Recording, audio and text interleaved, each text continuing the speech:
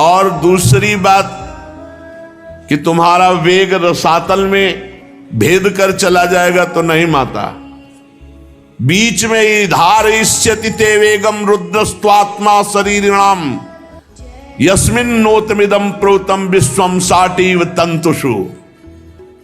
तुम चिंता ना करो, मैं रुद्रदेव की तपस्या करूंगा, भगवान शंकर से कहूंगा ब्रह्मलोक से जब तुम गिरोगी तो तुम्हें बीच में ही रोक लेंगे।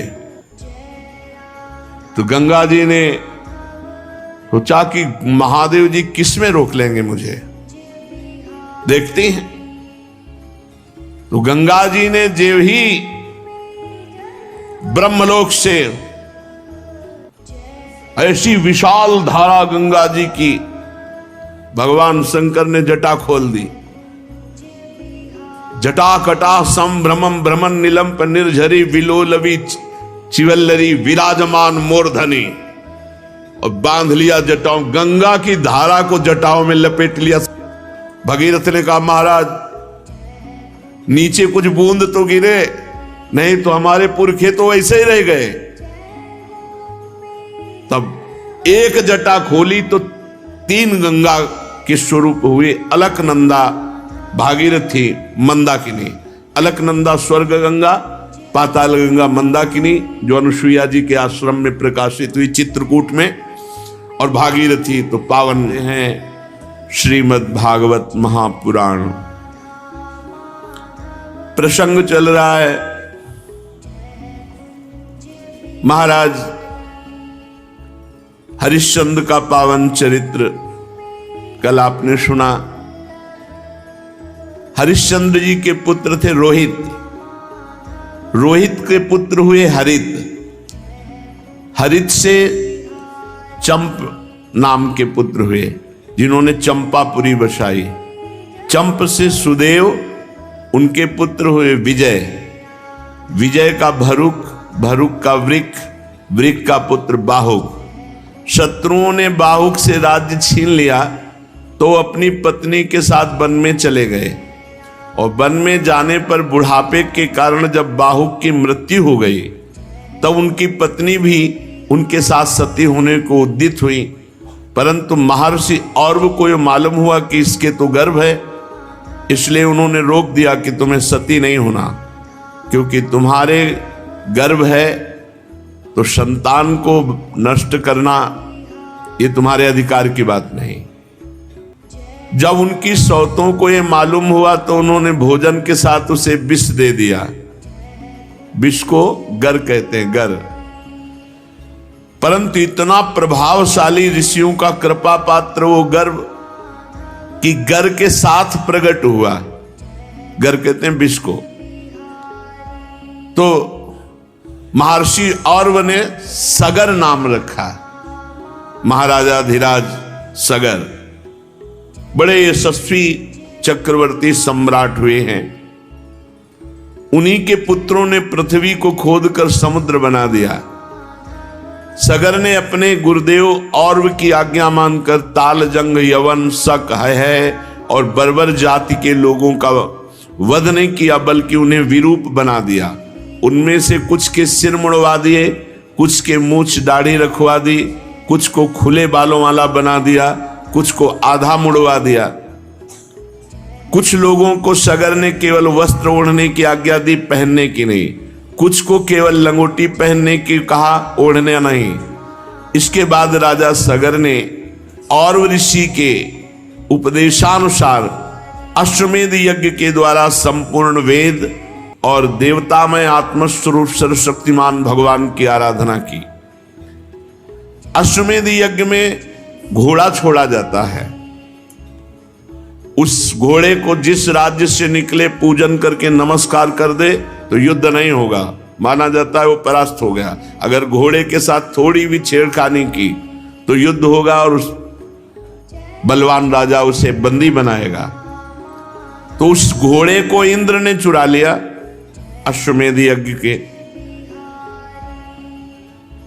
पता ही नहीं चला कि किस राजा ने घोड़ा बंदी बनाया, क्योंकि इंद्र ने चुरा लिया, किसी राजा ने नहीं। उस समय महारानी सुमति के गर्भ से उत्पन्न हुए सगर के पुत्रों ने अपने पिता के आज्ञानुसार घोड़ा सारी पृथ्वी छान डाली, ढूंढा पर कहीं नहीं मिला। तब उन्हें बड़ा क्रोध आया और बड़ी गुस्सा से उन्होंने पृथ्वी को खोदना शुरू किया।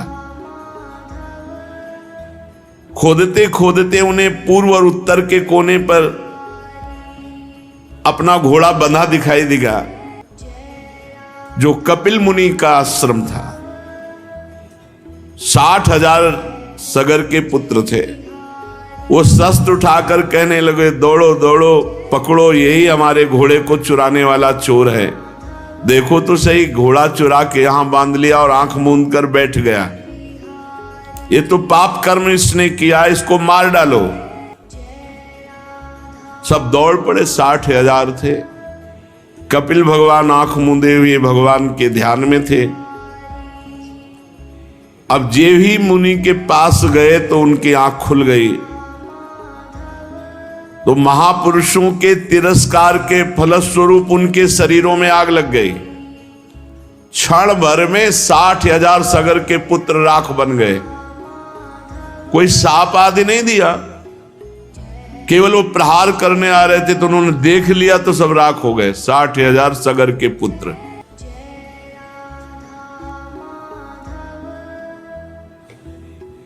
ये महापुरुषों के अपराध करने का फल है, क्योंकि कपिल भगवान तो गुणातीत स्थिति में है, वो क्रोध काहे को करेंगे।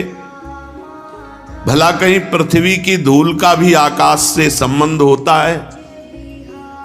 ऐसे ही भला क्रोध का संबंध दिव्य महापुरुष से होता है? ये तो दिव्य महापुरुष है, भगवत प्राप्त भगवान के अवतार ही है। ये संसार सागर एक मृत्युमय पथ है, इसके पार जाना अत्यंत कठिन है। परंतु भगवान कपिल देव जी ने सांख्य शास्त्र की ऐसी दृढ़ नाव बना दी, जिससे मुक्ति की इच्छा रखने वाला कोई भी व्यक्ति उस समुद्र के पार जा सकता है। परम ज्ञानी परमात्मा हैं कपिल भगवान, भला उनमें शत्रु और मित्र का भाव कैसे आ सकता है? अब जब सगर को पता चला कि 60,000 पुत्र हमारे भस्म हो गए, तो उनकी दूसरी पत्नी थी केशनी, उनके गर्भ से असमंजस नामक पुत्र हुआ। असमंजस के पुत्र का नाम था अंशुमान। अंशुमान अपने दादा सगर की आज्ञाओं का पालन और उन्हीं की सेवा में लगे रहते थे। असमंजस पहले जन्म के योगी थे, विषय संग के कारण योग से विचलित हो गए थे, परंतु योग का प्रभाव इस जन्म में भी था, इसलिए वे कोई भी अच्छा काम नहीं करते, सब काम बिगाड़ देते कि कोई उनसे प्यार न करे, जिससे सब लोग यही समझने लगे थे कि असमंजस पागल है। वे कभी कभी अत्यंत निंदनीय कर्म कर बैठते और अपने को दिखाते बुद्धिहीन पागल। यहां तक कि जब बच्चे खेलते होते तो उठा के सरयू में डाल देते। बड़ा उद्विग्न कर दिया सबको। महाराज सगर जी ने देखा कि ये असमंजस हमारे बिल्कुल विपरीत आचरण, तो त्याग दिया। जब असमंजस ने देखा कि हमारा त्याग हो गया, तो जितने बालक सरयू में फेंके थे सबको जीवित करके अपनी अपनी अवस्था के अनुसार नगर में छोड़ दिया और आप वन के लिए चले गए। अयोध्या के नागरिकों ने देखा कि सबके बालक लौट आए, तब राजा सगर को बड़ा पश्चाताप हुआ कि हमने अपने सिद्ध योगी पुत्र का पागल समझ करके अपमान किया। अब अंशुमान को आज्ञा करी तो उन्होंने अपने जो चाचा थे 60,000 लाख बने हुए थे, भस्म के पास देखा घोड़ा बंधा हुआ,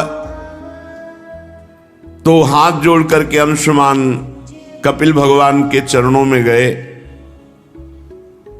और एकाग्रता से स्तुति की अंशुमान ने कहा, हे कपिल भगवान, आप अजन्मा ब्रह्मा जी से भी परे हैं, इसलिए आपको प्रत्यक्ष रूप में देखा नहीं जा सकता,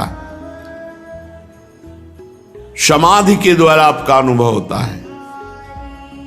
किंतु ये रजोगुणी जन आपको समझ नहीं पाए, इसलिए अपराध कर दिया और अपने अपराध से ही वो भस्म हो गए।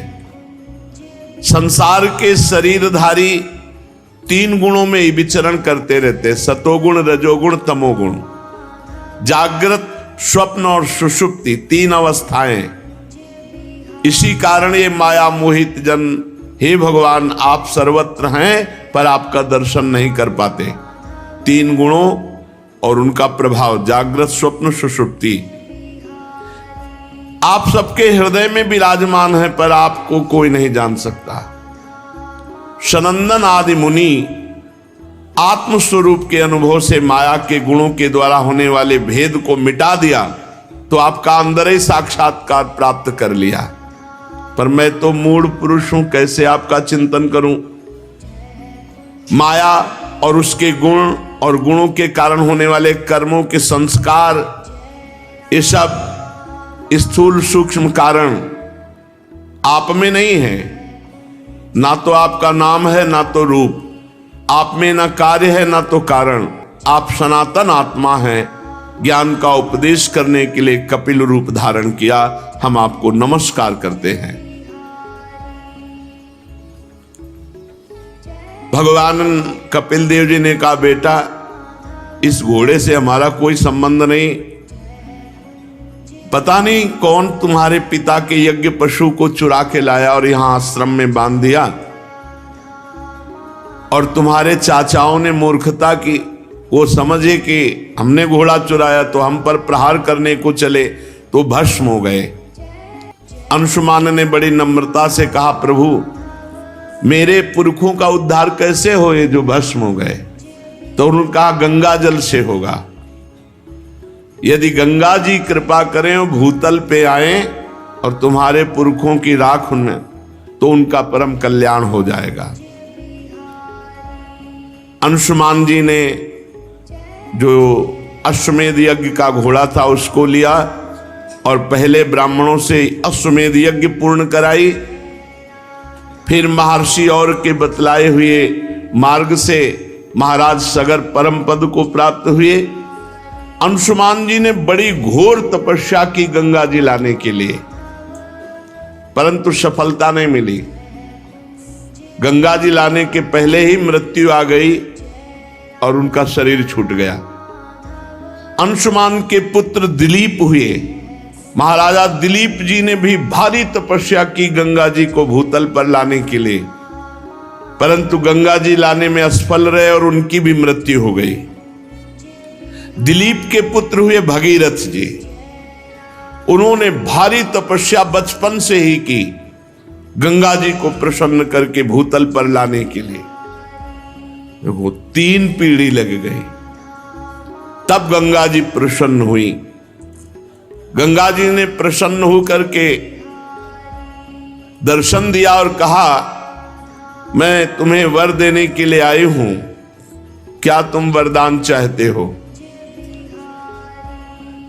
भगीरथ जी ने बड़ी नम्रता से साष्टांग प्रणाम किया गंगा मैया को और प्रार्थना की कि आप मृत्यु लोक में पधारिए और हमारे पुरखों का कल्याण कीजिए। गंगा जी ने कहा कि जिस समय मैं स्वर्ग से पृथ्वी पर गिरूंगी तो कोपि धारिता वेगम पतंत्या में महीतले अन्यथा भूतलम भित्वा नृपयासे रसातलम। कोई चाहिए जो भूमंडल पर पृथ्वी लोक में बीच में मुझे रोक ले, अगर नहीं रोका तो मैं अपने वेग से रसातल को चली जाऊंगी, तुम्हारा प्रयास निष्फल। भूतल पर मुझे कोई रोकने वाला चाहिए। इसके अतिरिक्त दूसरी बात, किम चाहम नु भुवम यास्य नरा मैया मर्जन त्यघम मृजामि तदघम कुत्र राजस्तत्र विचिंत्यताम। भगीरथ, ये 2 समस्याएं हैं। भूतल पर कोई चाहिए जो मुझे रोक ले, नहीं तो मैं रसातल को चली जाऊंगी ब्रह्मलोक से सीधे। और दूसरी बात, पृथ्वी पे जाऊंगी तो पापी लोग मेरा स्पर्श करके निष्पाप हो जाएंगे, पर मैं पाप युक्त हो जाऊंगी, तो मैं पाप कहां धोऊंगी? इस विषय पर तुम विचार करो। भगीरथ जी ने कहा, पहले समस्या का तो समाधान मैं अभी किए देता हूं।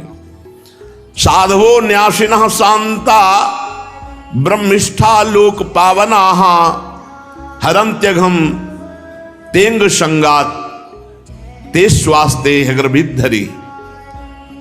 माता, तुम चिंता मत करो, जब पृथ्वी पर आप जाओगे तो पापी ही आपका स्पर्श नहीं करेंगे। जो लोग परलोक के सुख संपत्ति का त्याग कर चुके हैं, जो संसार से संन्यास लेकर निरंतर भजन में लगे हैं, ऐसे शांत ब्रह्मनिष्ठ महात्मा जब आपका स्पर्श करेंगे तो आप निष्पाप हो जाओगे। गंगा को भी पाप रहित करने की सामर्थ्य भगवत भक्त में है, भगवत प्रेमी महात्मा में है। साधवो न्यासिना, जिन्होंने समस्त भोगों का त्याग कर दिया, ऐसे सन्यासी। शांता, जो हर द्वंद्व सहते हैं। ब्रह्मिष्ठा, जो ब्रह्मनिष्ठा वाले। लोक पावना, जो लोकों के पावन करने की सामर्थ्य रखते हैं। हरन्त्यघम तेंग संगात, वो जब गंगा में गोता लगाएंगे तो गंगा निष्पाप हो जाएंगी। ये बात कही भगीरथ जी ने। वो अपने अंग स्पर्श से, हे गंगा, तुम्हारे पापों को नष्ट कर देंगे, क्योंकि उनके हृदय में अगरूप अघासुर को मारने वाले भगवान श्री कृष्ण का निरंतर चिंतन होने के कारण भगवान वहां प्रकाशित हो जाते हैं। हृदय में भगवान कब प्रकाशित होते हैं? निरंतर चिंतन करने के कारण। और दूसरी बात कि तुम्हारा वेग रसातल में भेद कर चला जाएगा तो नहीं माता, बीच में ही धारयिष्यति ते वेगम रुद्रस्त्वात्मा शरीरिणाम यस्मिन् नोतमिदं प्रोतम विश्वम साटीव तंतुषु। तुम चिंता ना करो, मैं रुद्रदेव की तपस्या करूंगा, भगवान शंकर से कहूंगा, ब्रह्मलोक से जब तुम गिरोगी तो तुम्हें बीच में ही रोक लेंगे। तो गंगा जी ने सोचा कि महादेव जी किस में रोक लेंगे मुझे, देखते हैं। तो गंगा जी ने जो ही ब्रह्मलोक से ऐसी विशाल धारा गंगा जी की, भगवान शंकर ने जटा खोल दी। जटा कटा संभ्रमम भ्रमण निलंप निर्झरी विलोलवी चिवल्लरी विराजमान मूर्धनी, और बांध लिया जटाओं, गंगा की धारा को जटाओं में लपेट लिया।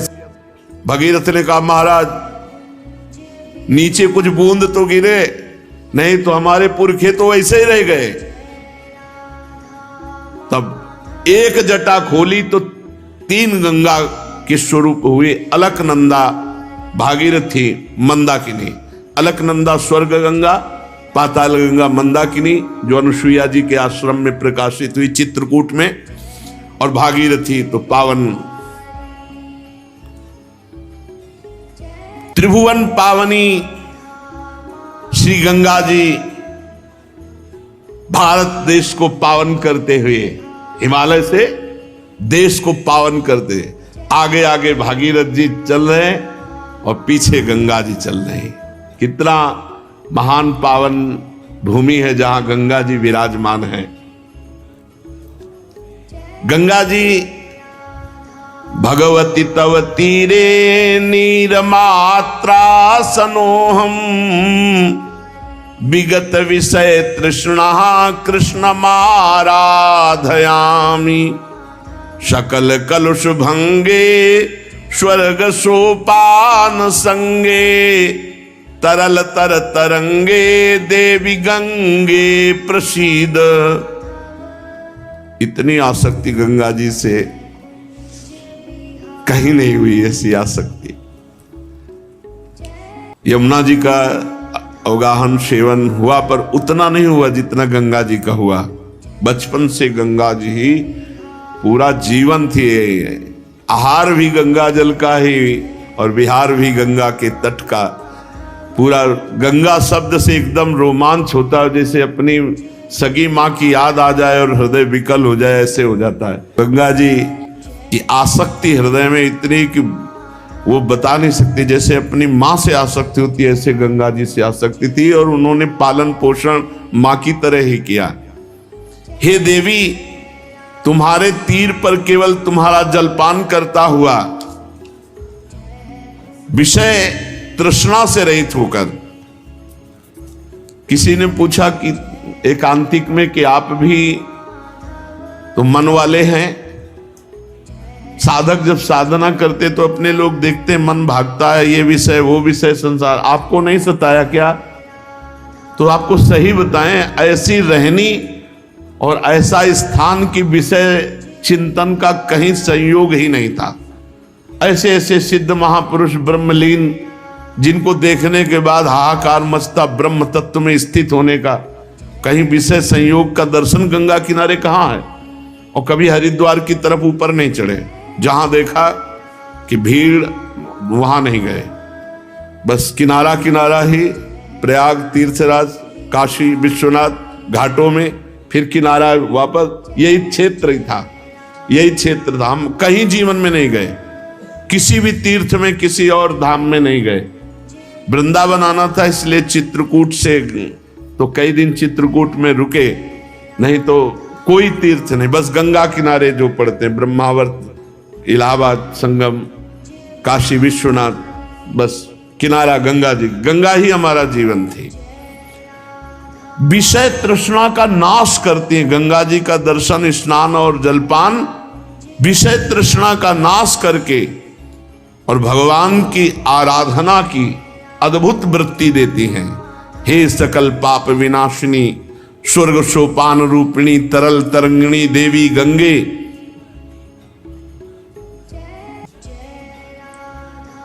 मुझ पर प्रसन्न हो। भगवती भवलीला मौलिमाले तवाम्भः कणमणु परिमाणम प्राणिनो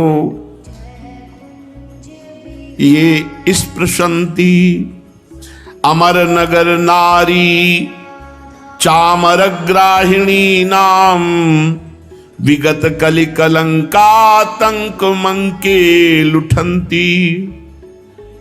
हे भगवती गंगा, तुम महादेव जी के मस्तक की लीलामयी माला हो। जो प्राणी नित्य तुम्हारे जलकण के अणुमात्र का भी स्पर्श करता है, वो कलि कलंक के भय को त्याग कर दिव्यता को प्राप्त होता है। कलयुग उसका कुछ नहीं बिगाड़ सकती। जो गंगा जल का पान करते हैं, एक बूंद ही चाहे रोज, गंगा जल है कौन? हमारे प्रभु का चरणामृत है, वामन भगवान का, जिनका चरणामृत गंगा कहा गया, जिस गंगा जी को देवाधिदेव महादेव सर पर धारण किए। ब्रह्मांडम खंडयंती हर शिरस जटावल्ली मुल्लासयंती, स्वरलोकादा पतंती कनक गिरि गुहा गंड शैलात् स्खलंती, छोणी पृष्ठे लुठंती दुरित चय चमुर निर्भरम भर्सयंती, पाथोदिम पूरयंती सुर नगर सरित पावनी नः पुनातु। ब्रह्मांड को फोड़कर निकलने वाली महादेव जी की जटालता को उल्लसित करती हुई, स्वर्गलोक से गिरती हुई सुमेरु की गुफा और पर्वतमाला से झड़ती हुई पृथ्वी पर लौटती हुई पाप समूह की सेना को कड़ी फटकार देती हुई, समुद्र को भरती हुई देवपुरी की पवित्र नदी गंगा हमें पावन करे। श्री गंगा जी वरदान है, ब्रह्मद्रोह है, मूर्तिमान भगवत स्वरूप है। हम भारतवासियों का कितना सौभाग्य, जहां की नदी के रूप में ब्रह्मद्रोह, बिल्कुल सच्ची कहते हैं, रोज नया उत्साह, नई एक अगन भगवत प्राप्ति की, तत्वबोध की। कभी ऐसा खान पान विश्राम संसार ये स्मरण की ही वृत्ति नहीं रही। गंगा जी की कृपा से ये स्मरण की ही वृत्ति नहीं थी। त्रिकाल गंगा स्नान, तीनों टाइम सर में डुबकी लगा के, ऐसे नहीं कि ऐसे हाथ पैर धो लिए, ऐसे तीनों बार गंगा जी का स्नान, चाहे सर्दी हो चाहे गर्मी चाहे बरसात। तो जब लगन लगती है तब फिर कुछ नहीं सुनाई देता। ये मन तभी आपको, आपके हृदय में अभी लगन नहीं लगी, भगवत प्राप्ति की लगन लग जाए तो ये विषय। अरे ब्रह्मादिक के भोग सब विषम लागत ताई, नारायण ब्रज चंद की लगन लगी ही जाए। ऐसे ही जो गांव के लोगों के 100 फेंक दिए जाते हैं, कुत्ते किनारे लाके ऐसे नोच रहे वहीं बैठे हैं, वहां भोग सुहाई देगा, भोग चिंतन सुहाई देगा। वहां तो बस हाय हाय मचा। ये शरीर की दुर्दशा, यही हमारे शरीर की दुर्दशा होगी। फिर भगवत तत्व का अगर बोध नहीं हुआ तो मतलब क्या रह गया। वहां यही दृश्य, कहीं चिता में आग लग रही, कहीं कोई हाथ लिए कुत्ता भाग जा रहा है, कहीं कोई टांग घसीट रहा है, यही दृश्य थे। ये दृश्य आग का काम करते हैं वैराग्य के। क्या शरीर है। तो कई कई दिन भूखे रहने पर भी पीड़ा थोड़ी होती थी, हर समय ब्रह्माकार वृत्ति। कैसे कैसे जीवन का परम लक्ष्य प्राप्त हो रात दिन।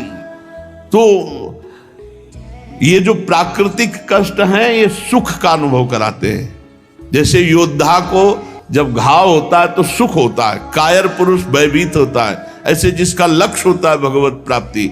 और गंगा जी वैराग्य में ऐसा पेट्रोल का काम करती है। अगर थोड़ा भी वैराग्य है तो बढ़ा के वैराग्य को बिल्कुल अवधूत बना दे। गंगा जी की अपार महिमा, और यमुना जी की महिमा है कि वैराग्य से अनुराग में डुबा दे, प्रेम में डुबा दे। श्री भगीरथ जी त्रिभुवन पावनी गंगा जी को वहां लेकर के गए जहां उनके पितरों के शरीर राख बने हुए पड़े थे। आगे आगे वो वायु के वेग के समान रथ पर सवार होकर चल रहे, पीछे गंगा जी कलरव करती हुई दौड़ रही, कल कल करती हुई गंगा जी दौड़ रही।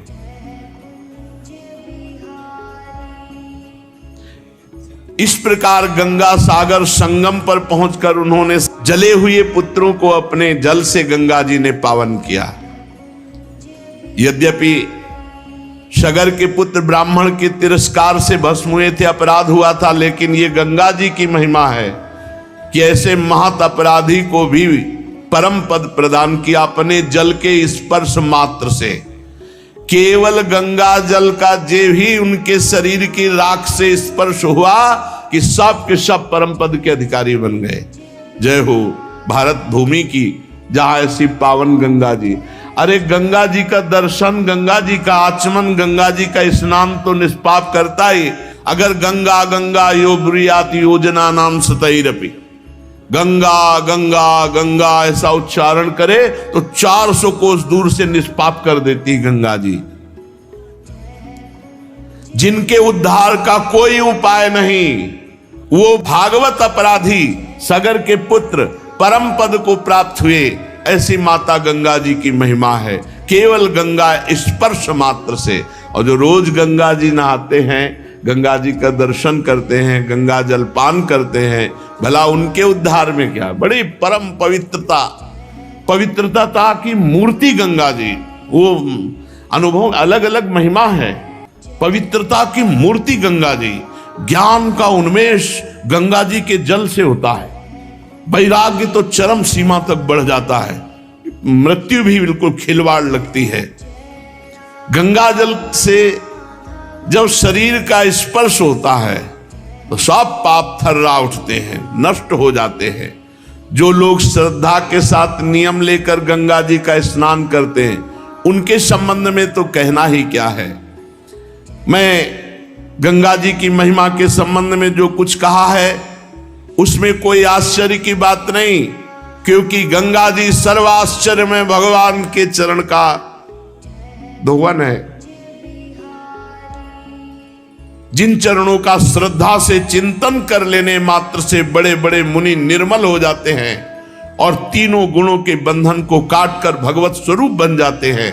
ये गंगा जी उन्हीं भगवान का चरणामृत है, चरण धोवन है, ये संसार के बंधन को काट दे, इसमें कौन सी बड़ी बात है। भगीरथ जी के पुत्र हुए श्रुत, श्रुत का नाभ, नाभ का सिंध द्वीप और सिंध द्वीप का अयुतायु, अयुतायु के पुत्र का नाम था ऋतुपर्ण। ये महाराज नल के मित्र थे। नल को पाशा फेंकने की विद्या ऋतुपर्ण ने ही बताई थी और बदले में अश्व विद्या सीखी थी। ये द्वित क्रीड़ा खेलने के कारण महाराज नल बड़ी समस्या में, बड़े संकट में पड़ गए। पीछे महाभारत में नल और दमयंती का पावन चरित्र सुनाया गया था।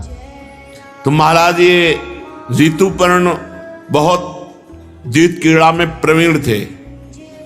ऋतुपर्ण नल को पासा फेंकने की विद्या और नल ने अश्व विद्या,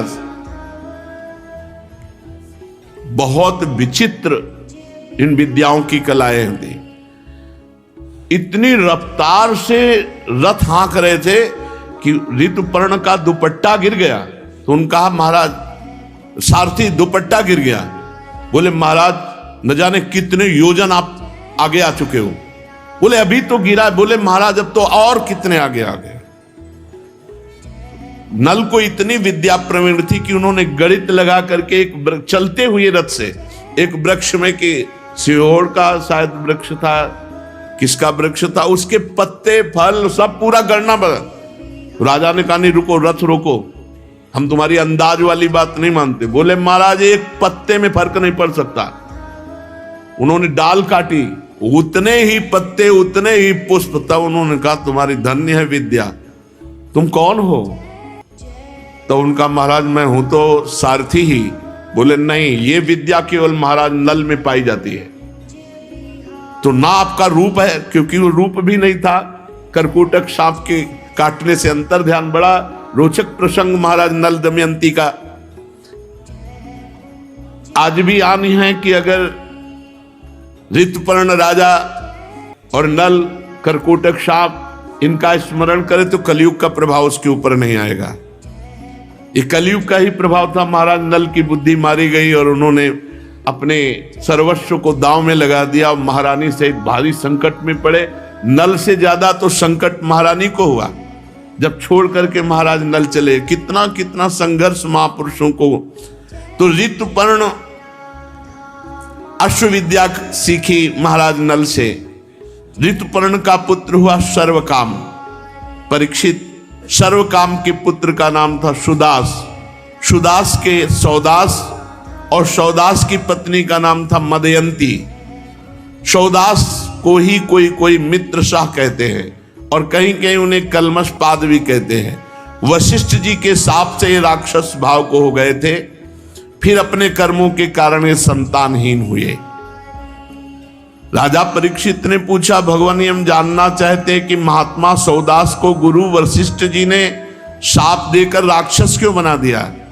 यदि कोई गोपनीय बात ना हो तो गुरुजन अपने शिष्य को बता देते हैं, तो कृपा करके बताइए। श्री सुखदेव जी ने कहा परीक्षित एक बार राजा सौदास शिकार खेलने गए और उन्होंने राक्षस को मार डाला, उसके भाई को छोड़ दिया।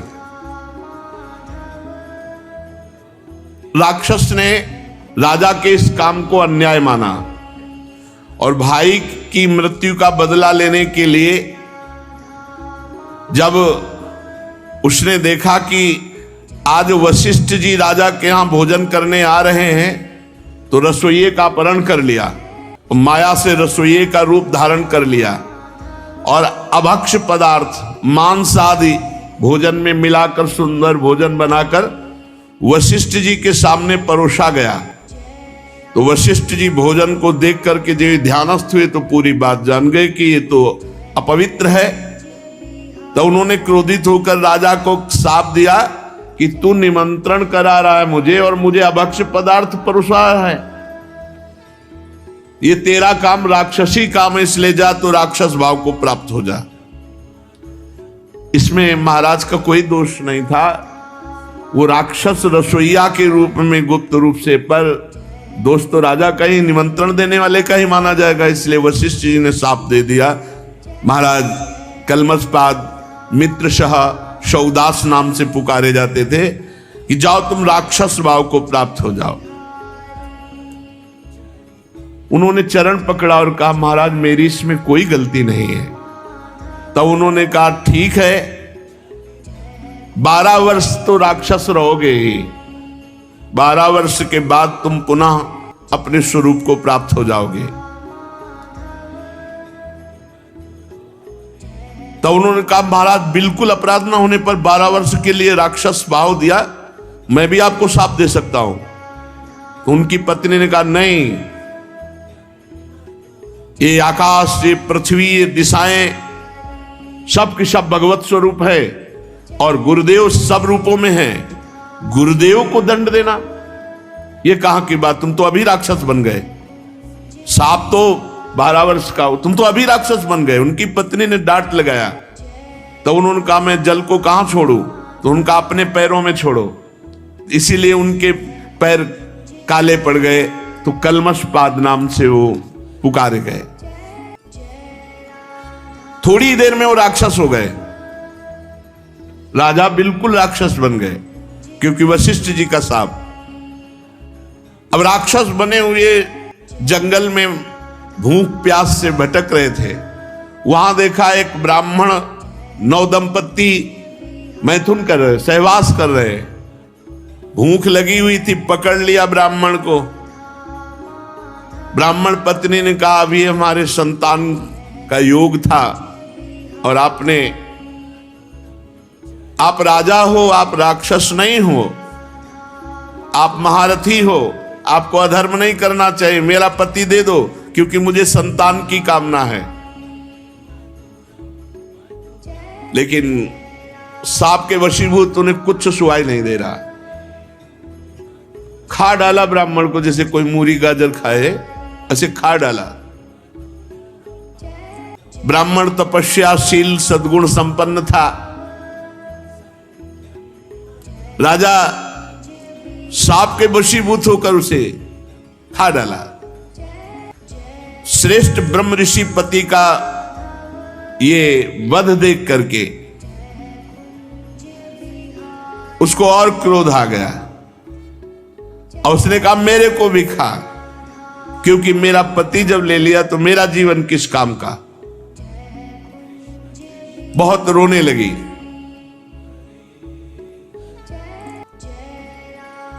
महाराज ने कहा मुझे कुछ सुहाई नहीं दे रहा है, मेरे अंदर राक्षस भाव जागृत हो चुका है, मैं तुम्हें भी खा जाऊंगा, पर अभी मेरी भूख नहीं लगी। मैं कोई दया करके नहीं छोड़ रहा हूं, मेरी बुद्धि काम नहीं कर रही। वशिष्ठ जी के शाप से मैं राक्षस हो चुका हूं। ब्राह्मणी ने क्रोध करके राजा को शाप दे दिया, अरे पापी, मैं जब काम से पीड़ित थी ऐसी अवस्था में मेरे पति को खा गया, इसलिए जब तू स्त्री सहवास करना चाहेगा तो तेरी मृत्यु हो जाएगी, ये मैं शाप देती हूं। वो ऐसे बेचारे सांप पे परेशान थे और सांप ऊपर। चलो कलयुग में सांप ही नहीं है, बहुत बचत है। 12 वर्ष बीतने के बाद जब तू सांप से मुक्त होगा और अपनी पत्नी के पास जाएगा, उस समय मेरा सांप काम करेगा। अब तो वैसे राक्षस भाव को प्राप्त हुए। अब राक्षस भाव में सांप मिल गया कि गृहस्थी लायक नहीं रह गए। उन्होंने इतना दिमाग काम कर रहा था, ये शाप याद रखा और जीवन में कभी गृहस्थ सुख नहीं भोगा महाराज कलमशपाद। इसलिए वो संतानहीन हो गए। 12 वर्ष के बाद वशिष्ठ जी ने संतान प्रदान की। 7 वर्ष तक गर्भ धारण किया, परंतु बच्चे नहीं हो रहा था। वशिष्ठ जी की कृपा से गर्भाधान तो हुआ, पर 7 वर्ष तक बालक नहीं हुआ। तो वशिष्ठ जी ने एक पत्थर उठाया और पेट पर आघात किया। पत्थर को शास्त्रीय भाषा में अस्म कहते हैं। अस्म से चोट करने के कारण वो बालक प्रकट हुआ तो अस्मक कहलाया। ये बहुत चक्रवर्ती सम्राट हुए अस्मक जी। जब परशुराम जी पृथ्वी को क्षत्रियहीन कर रहे थे तब अस्मक जी को ही छुपा लिया गया था। इन्हीं को नारी कवच कहते हैं। इन्हीं से फिर आगे चलकर क्षत्रिय वंश का विस्तार हुआ। मूलक के पुत्र हुए दशरथ, दशरथ के एडविड, एडविड के राजा विश्वसा, विश्वसा के खड़वांग हुए। महाराज खड़वांग ऐसे महावीर थे, इन्हें कोई जीत नहीं सकता था। देवताओं की प्रार्थना से दैत्यों का वध किया महाराज खड़वांग ने। और जब देवता बहुत प्रसन्न हुए तो पूछा आपको जो वरदान चाहिए मांग लो। तो खड़वांग ने कहा मेरी आयु कितनी बची है? तो उनका 2 घड़ी 48 मिनट। अरे मेरा जीवन केवल राजकाज में और युद्ध में इतने में जाता रहा। तत्काल अपने मन और इंद्रियों को अधीन किया और 48 मिनट में परम पद प्राप्त किया। खड़वांग जी ने 2 घड़ी में, जीवन में जब पता चला कि आयु रह गई इतनी, 2 घड़ी 48 मिनट, तो मन और बुद्धि को खींचकर भगवान में लगा। महावीर तो थे ही वो, और भगवान में स्थित होकर अपने शरीर को त्यागा। 2 घड़ी में परम पद प्राप्त किया। धन्य है उनका जीवन जिन्होंने अपने को भगवान में समर्पित किया है। तीनों लोकों के स्वामी भगवान मुझ पर प्रसन्न है जो मुझे पता चल गया, खड़वांग जी सोच रहे। और भोगों की लालसा का त्याग करके जीवनदाता श्री हरि में ऐसे भाव में मगन हुए कि 48 मिनट में परम पद प्राप्त किया। परीक्षित, खड़वांग जैसा कोई महावीर, चक्रवर्ती सम्राट और 48 मिनट में भगवत प्राप्ति, 48 मिनट में भगवत प्राप्ति। इसलिए उनको तो पता था कि 2 घड़ी बाद मर जाएंगे, अपने को 2 घड़ी का भी पता नहीं। इसलिए हर समय राधा राधा राधा। इन्हीं खड़वांग के पुत्र दीर्घबाहु, और दीर्घबाहु के परम यशस्वी पुत्र हुए महाराज रघु, और रघु के अज, और अज के महाराज चक्रवर्ती सम्राट दशरथ जी हुए।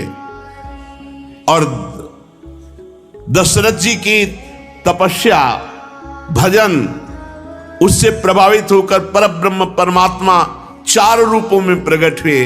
राम, लक्ष्मण, भरत, शत्रुघ्न। खड़वांग के वंश में ही परीक्षित, सीतापति भगवान मर्यादा पुरुषोत्तम श्री राम का चरित्र तो तत्वदर्शी ऋषियों ने बहुत वर्णन किया है और तुमने अनेक बार उसे सुना भी है। भगवान श्री राम सत्य प्रतिज्ञ, अपने पिता राजा दशरथ के सत्य की रक्षा के लिए राजपाट छोड़ दिया और 14 वर्ष तक वनवास स्वीकार किया। भगवान श्री राम के श्री चरण कमल इतने सुकुमार थे कि परम सुकुमारी जानकी जी के कर कमलों का स्पर्श नहीं सहन कर सकते थे। उन्हीं चरणों से वो 14 वर्ष नंगे पैर भ्रमण किए। जब चलते चलते थक जाते तब कभी लक्ष्मण जी दबा दबा कर थकावट मिटाते, तो कभी हनुमान जी महाराज। आगे चल करके वनवास में ही शूर्पणखा मिली और उसने भगवान से इधर उधर की बात की, तो लक्ष्मण जी ने नाक कान काट कर उसे विरूप कर दिया। इसी के कारण खरदूषण आदि से युद्ध हुआ। फिर रावण के पास गई और इसी घटना के कारण जानकी जी का वियोग सहना पड़ा श्री राम जी को। इस वियोग के कारण क्रोधवश भगवान श्री राम की भौहें तन गई, जिन्हें देखकर समुद्र भयभीत हो गया। भगवान ने समुद्र पर पुल बांधा, लंका में जाकर दुष्ट राक्षसों के जंगल को दावाग्नि के समान दग्ध कर दिया। वे कौशल नरेश भगवान श्री राम हमारी रक्षा करें। भगवान श्री राम ने विश्वामित्र के यज्ञ में लक्ष्मण के सामने ही मरीचि आदि राक्षसों का अहंकार नष्ट कर दिया। बिना फण का बाण मारा मरीच के तो 400 कोस दूर गिरा जाके, और इसलिए नहीं मारा कि आगे लीला होनी थी ऋषि के द्वारा, स्वांग रचना था ना, तो स्वर्ण का मृग बन के ही मरीच ही तो आया और भगवान को लुभायमान करने की चेष्टा की। भगवान तो लुभायमान नहीं हुए, लेकिन जानकी जी लुभायमान हो गई। बड़े बड़े राक्षसों को भगवान ने नष्ट किया। परीक्षित, जनकपुर में सीता जी का स्वयंवर हो रहा था। संसार के चुने हुए वीरों की सभा में देवादिदेव भगवान शंकर का वो भयंकर धनुष इतना भारी था, कई सौ वीर एक साथ उठाने की चेष्टा की, फिर भी नहीं उठा सके। भगवान मर्यादा पुरुषोत्तम श्री रामचंद्र जी ने उसी धनुष को बात की बात में उठाकर डोरी चढ़ा दी और खींचकर बीचों बीच से उसके टुकड़े कर दिए, जैसे हाथी का बच्चा खेलते खेलते ईख तोड़ दे। भगवान ने जिन्हें अपने वक्षाय स्थल पर स्थान देकर सम्मानित किया, वे ही परम लक्ष्मी जी ही सीता जी के नाम से जनकपुर में अवतीर्ण हुई थी। गुणशील अवस्था, शरीर की गठन और सौंदर्य में वो भगवान श्री राम के अनुरूप थी। भगवान ने धनुष तोड़कर उन्हें प्राप्त कर लिया। अयोध्या को लौटते समय मार्ग में उनकी परशुराम जी से भेंट हुई, जिन्होंने 21 बार पृथ्वी को राजवंश के बीज से भी रहित कर देने का संकल्प किया था। बड़ी वार्ता हुई। भगवान श्री राम ने परशुराम जी के अहंकार को नष्ट कर दिया। इसके बाद पिता के वचन को सत्य करने के लिए वनवास स्वीकार किया। यद्यपि महाराज दशरथ ने अपनी पत्नी कैकेयी के अधीन होकर ऐसा वचन बोले, पर भगवान श्री राम सत्य के बंधन में बंद करके पिता की आज्ञा का पालन किया। प्राणों के समान प्यारे राज्य, लक्ष्मी, प्रेमी, हितैषी, मित्र, महलों को भगवान श्री राम छोड़ करके अपनी पत्नी के साथ नंगे पैर वनवास की यात्रा की। वन में पहुंचकर भगवान ने राक्षसों का विनाश किया। कलुषित काम वासना के कारण अशुद्ध बुद्धि वाले जो राक्षस, खर, दूषण, त्रिशरा आदि बड़े बड़े इन 14,000 बड़े महारथी राक्षसों को भगवान श्री राम ने अकेले नष्ट कर दिया। जब रावण ने सीता जी के रूप, गुण, सौंदर्य आदि की बात सुनी तो उसका हृदय आतुर हो गया। अद्भुत हरिण के वेश में मारीच को उनकी पर्णकुटी के पास भेजा। धीरे धीरे वो भगवान को वहां से दूर ले गया। अंत में भगवान ने अपने बाण से उसे बात की बात में वैसे मार डाला जैसे दक्ष प्रजापति को वीरभद्र ने मारा था। जब भगवान श्री राम जंगल में दूर निकल गए, तब लक्ष्मण जी की अनुपस्थिति में नीच राक्षस रावण ने भेड़िए के समान विदेह नंदनी सुकुमारी श्री सीता जी का हरण किया। अपनी प्राण प्रिया सीता जी से बिछुड़कर अपने भाई लक्ष्मण जी के साथ वन वन में दीन की भांति प्रभु घूमने लगे। और इस प्रकार भगवान ने फिर जटायु का दाह संस्कार किया, क्योंकि भगवत सेवा रूपी कर्म से वो परम पद को प्राप्त हो चुका था। फिर भगवान ने कबंध का संहार किया, फिर सुग्रीव आदि बानरों से मित्रता की, फिर बाली का वध किया। तदनंतर बानरों द्वारा अपनी प्राण प्रिया का पता लगवाया। ब्रह्मा और शंकर जिनके चरणों की वंदना करते हुए भगवान श्री राम मनुष्य की सी लीला करते हुए बंदरों की सेना के साथ समुद्र तट पर पहुंचे। वहां उपवास और प्रार्थना से जब समुद्र पर कोई प्रभाव न पड़ा, तब भगवान ने क्रोध की लीला की। टेढ़ी नजर पड़ते ही समुद्र खलबला उठा और डर करके हाथ जोड़ करके ब्राह्मण शरीर धारण करके बहुत सी भेंट लेकर भगवान श्री राम के चरणों में आया और कहा, प्रभु हम मूर्ख लोग हैं, हम विनय से नहीं मानते, हम जड़ हैं। समुद्र ने कहा कि हे अनंत, हे प्रभु हम मूर्ख लोग हैं, हम जड़ हैं, हम विनय नहीं मानते, हम आपने क्रोध किया तो हमारी समझ में आई, इसलिए आपके स्वरूप को न जानने के कारण आप हमें क्षमा कीजिए। और जाने भी तो कैसे प्रभु, हम सब जड़ हैं। प्रजापति बड़े बड़े ये सब रजोगुण से युक्त रहते हैं, कोई तमोगुण से युक्त, कोई सतोगुण से, और आप गुणातीत हैं, कैसे कोई जाने। वीर शिरोमणि मर्यादा पुरुषोत्तम भगवान श्री राम, आप चाहें तो अभी मैं सूख जाऊं और आप रास्ता दे दूं, लेकिन प्रभु आपका यश होगा यदि पुल बांध दिया जाए। त्रिलोकी को रुलाने वाले विश्वश्रवा के कुपूत रावण को मारकर अपनी पत्नी को फिर से प्राप्त कीजिए, यहां एक पुल बांध दीजिए, इससे आपके यश का विस्तार होगा। आगे चलकर बड़े बड़े नरपति जब दिग्विजय करते यहां आएंगे तो आपके यश का गान करेंगे। भगवान श्री राम ने अनेकानेक पर्वतों के शिखरों से समुद्र पर पुल बांधा। बड़े बड़े बंदर अपने हाथों से पर्वत उठाकर लाते, उनके बड़े बड़े वृक्ष और चट्टानें विभीषण जी की सलाह से नील, हनुमान आदि प्रमुख बानर समूह उन पत्थरों को जहां विराजमान करते वैसे ही वो विराजमान हो जाते। पुल बंधा, बानरी सेना लंका में प्रवेश किया, जो हनुमान जी के द्वारा पहले ही जलाई जा चुकी थी। उस समय बानर राज की सेना ने लंका के सब स्थानों को नष्ट भ्रष्ट कर दिया।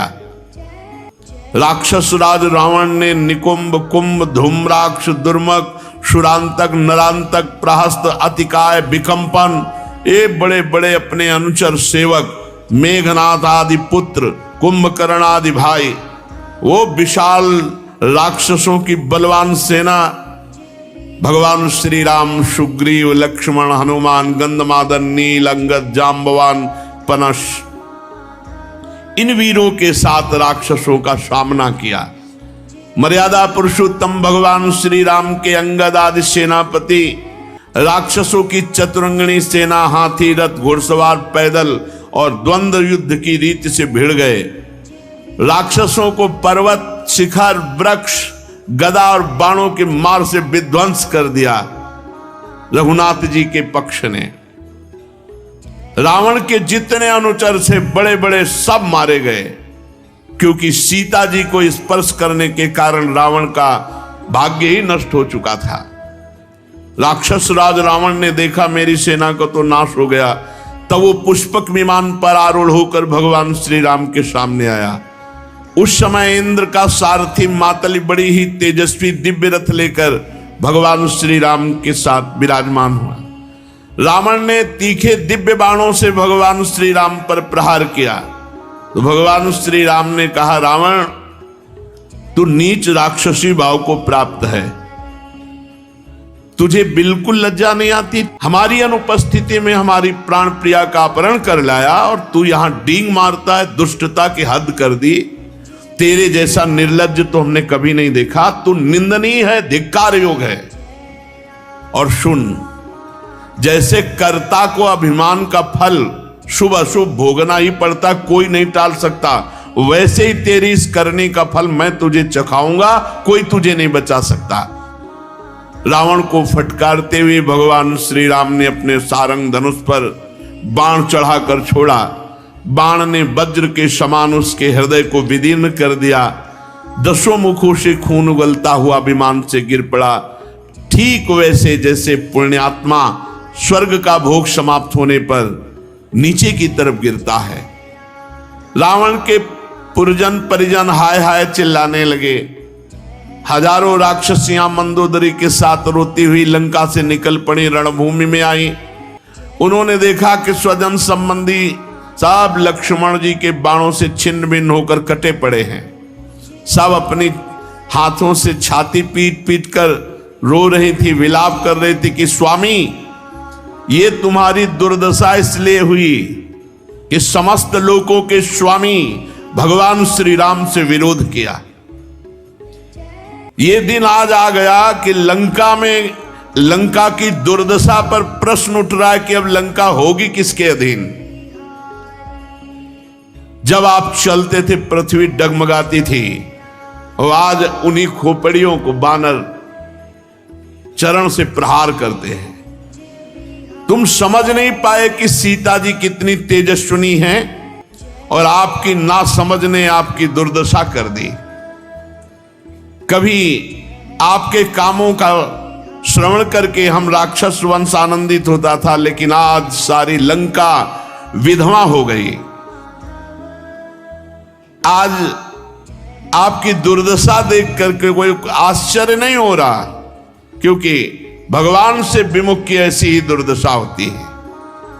जो भगवान से विमुख होता है वो नरक का अधिकारी बनता है। आप ना समझी में सीता जी के प्रति जो भाव किया, वही आपके नाश का कारण बना।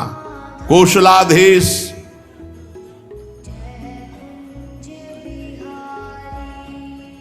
भगवान श्री राम से विरोध, उसी का फल यह है। और भगवान की शरण में विभीषण जी गए तो देखो सर्वोत्तम पद प्राप्त किया, भगवान का दुलार प्राप्त किया। ऐसे सब मंदोदरी आदि विलाप कर रहे थे। भगवान श्री राम ने आज्ञा करी विभीषण जी को कि अपने स्वजन संबंधियों का पितृ तर्पण करो, अंत्येष्टि क्रिया करो। इसके बाद भगवान श्री राम ने अशोक वाटिका के आश्रम में अशोक वृक्ष के नीचे बैठी हुई जानकी जी को देखा, जो भगवान के प्रेम में, विरह में अत्यंत दुबली हो गई थी। अपनी प्राण प्रिया श्री सीता जी को अत्यंत दुख में देखकर भगवान श्री राम का हृदय प्रेम और कृपा से भर गया। भगवान समीप गए, जानकी जी ने दर्शन प्राप्त किए, मुख कमल खिल उठा। भगवान ने विभीषण को राक्षसों का स्वामी, लंकापुरी का राजा, एक कल्प की आयु, इसके बाद साकेत धाम में आने की बात निहाल कर दिया। भगवान पुष्पक विमान पर विराजमान होकर लक्ष्मण तथा सुग्रीव एवं हनुमान जी के साथ 14 वर्ष का व्रत पूरा हो जाने पर अयोध्या नगर की यात्रा की। उस समय मार्ग में ब्रह्मादि लोकपाल उनके ऊपर पुष्पों की वर्षा कर रहे थे। भगवान को जब मालूम हुआ कि भरत जी वलकल पहनते हैं और पृथ्वी पर कुशा बिछाकर सोते हैं और जटाएं बढ़ा रखी, तो बहुत दुखी हुए। भरत जी की दशा का स्मरण करके करुणाशील भगवान श्री राम का हृदय भर आया। जब भरत जी को मालूम हुआ कि मेरे प्राणाराध्य भगवान श्री राम आ रहे हैं, तब वे पूर्वासी मंत्री पुरोहित के साथ भगवान की पादुका सर पर रखकर भगवान की अगवानी की। जिस समय भरत जी नंदीग्राम में रह करके भगवान की आज्ञा से समय व्यतीत कर रहे थे, उस समय बड़ी तपस्यामयी स्थिति भरत जी की थी। भगवान श्री राम के अवध पहुंचने पर सबके मन में उत्साह हुआ कि हम भगवान से पहले मिले। भगवान सबके साथ पहले ही मिले। अमित रूप प्रगटे तेहि काला, उसी समय अनंत रूप धारण कर लिए और सबसे पहले ही पहले मिल रहे हैं। सबको अनुभव हो रहा है कि भगवान श्री राम हमें मिले। सबके नेत्रों में आंसू छलक रहे हैं। भरत जी भगवान के चरणों पर गिर पड़े, प्रभु के सामने पादुकाएं रख दी, हाथ जोड़कर खड़े हो गए। नेत्रों से अश्रुधारा बह रही। भगवान ने अपने दोनों हाथों से भरत जी को उठाया और गले से लगाया, और भगवान ने अपने नेत्र जल से भरत जी का अभिषेक किया, भरत जी को स्नान करा दिया। फिर सीता जी और लक्ष्मण जी के साथ भगवान श्री राम ने ब्राह्मण और पूजनीय गुरुजनों को नमस्कार किया, सारी प्रजा ने बड़े प्रेम से सर झुकाकर भगवान के चरणों में प्रणाम किया। उस समय उत्तर कौशल देश के रहने वाली समस्त प्रजा अपने स्वामी भगवान श्री राम को बहुत दिनों के बाद आया देखकर सब वस्त्र हिला हिलाकर फूलों की वर्षा करके आनंद से नाच रहे थे। भरत जी ने भगवान की पादुकाएं, विभीषण जी ने श्रेष्ठ चंवर, सुग्रीव जी ने पंखा, हनुमान जी श्वेत छत्र, परीक्षित शत्रुघ्न जी ने धनुष तरकस, सीता जी ने तीर्थों के जल से भरा कमंडल, अंगद ने सोने का खड्ग, जाम्बवान ने ढाल और भगवान विराजमान चारों तरफ बंदीजन स्तुति कर रहे हैं। भगवान श्री राम की अद्भुत शोभा हुई। इस प्रकार भगवान सबका अभिनंदन स्वीकार करके अयोध्यापुरी में प्रवेश किए। उस समय आनंद उत्सव संपूर्ण अयोध्या में मनाया जा रहा है। राजमहल में प्रवेश करके कौशल्या और अन्य माताओं से, गुरुजनों से सबसे यथायोग्य मिल करके सीता जी और लक्ष्मण जी के साथ भगवान यथायोग्य प्रजा के साथ व्यवहार करते हुए अवध में विराजमान हुए। उस समय जैसे मृतक शरीर में प्राणों का संचार हो जाए, वैसे संपूर्ण अयोध्या में आनंद का संचार भगवान की उपस्थिति में। इसके बाद माताओं ने भगवान श्री राम का हृदय से लगाकर आंसुओं से अभिषेक किया। वशिष्ठ जी ने दूसरे गुरुजनों के साथ विधि पूर्वक भगवान की जटा उतराई और जैसे बृहस्पति जी ने इंद्र का अभिषेक किया, वैसे ही चारों समुद्रों के जल से भगवान श्री राम का अभिषेक हुआ। भगवान श्री राम सिर से स्नान करके जो ही सुंदर वस्त्र, पुष्प मालाएं और राज रूप धारण किया, मोहित हो गई पूरी अयोध्या। जानकी जी सहित संपूर्ण अयोध्या मोहित हो गई जिस समय भगवान श्री राम वस्त्र अलंकार धारण किए, स्नान आदि करके, जटा उतरा करके। भरत जी बार बार चरणों में गिर करके भगवान श्री राम को राज सिंहासन स्वीकार करने के लिए प्रार्थना की। भगवान ने अपने पिता महाराज दशरथ जी के समान प्रजा का पालन किया। परीक्षित समस्त प्राणियों को सुख देने वाले परम धर्मज्ञ, महान यशस्वी भगवान श्री राम अवध के राजा हुए। त्रेता युग में ऐसा लग रहा था सतयुग पधारा है। उस समय वन, नदी, पर्वत, वर्ष, द्वीप, समुद्र सब के सब कामधेनु हो रहे थे। जिसको जो चाहिए वो सब प्रदान करते थे। इंद्रियातीत मर्यादा पुरुषोत्तम भगवान श्री राम के राज्य काल में किसी को शारीरिक या मानसिक चिंता नहीं होती, शारीरिक रोग नहीं होते, अकाल मृत्यु नहीं होती, बुढ़ापा नहीं आता, किसी को दुख, शोक, भय, थकावट नाम मात्र की भी नहीं थी, किसी को मरने का भय नहीं रह गया था, सब मृत्यु विजयी थे। भगवान श्री राम ने आजीवन एक पत्नी व्रत धारण किया। भगवान श्री राम के पावन चरित्र जो श्रवण करेगा वो इसी जन्म में परम पद को प्राप्त होगा। सती शिरोमणि सीता जी ने अपने पति के हृदय के भाव का सदैव पोषण किया।